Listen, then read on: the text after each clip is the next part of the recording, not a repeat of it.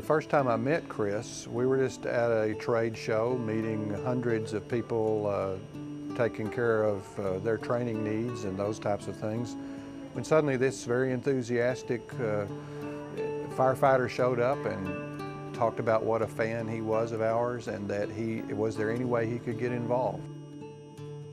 He was a friend and a very loyal person, a very dedicated person with a huge passion for what he did and an amazing commitment to the fire service, which I think was contagious.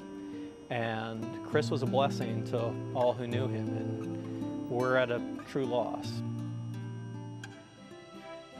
I first met Chumley, it was my very first shoot with FETN. I was doing my very first show, and it was Chumley's very first show.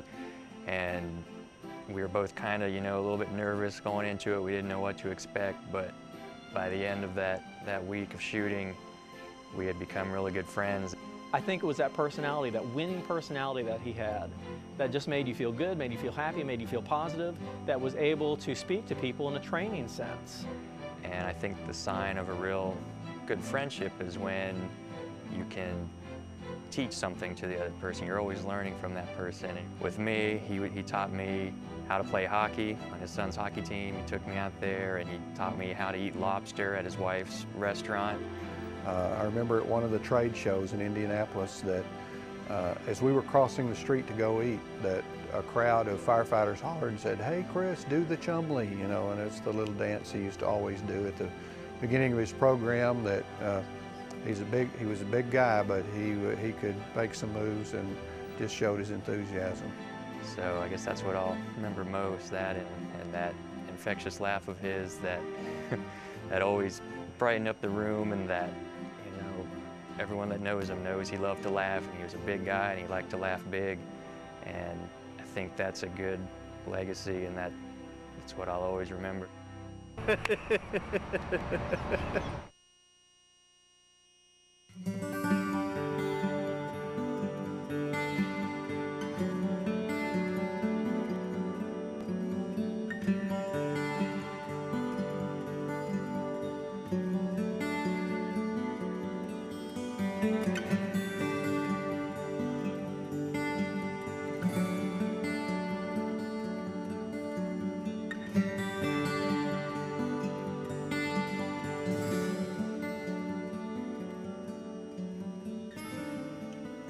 It's just devastating to hear this. This is a real loss to America's fire service. But I know that Chris is all right, and I know that now what we need to do is help with his wife and family that he loved very much. Never was around him that he didn't talk about Kelly and the kids.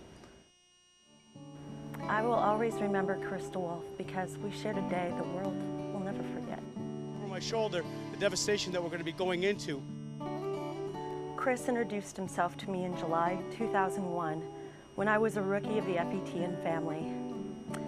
I immediately was taken by him and recruited him to help me as technical advisor for a shoot I had coming up in September in Baltimore.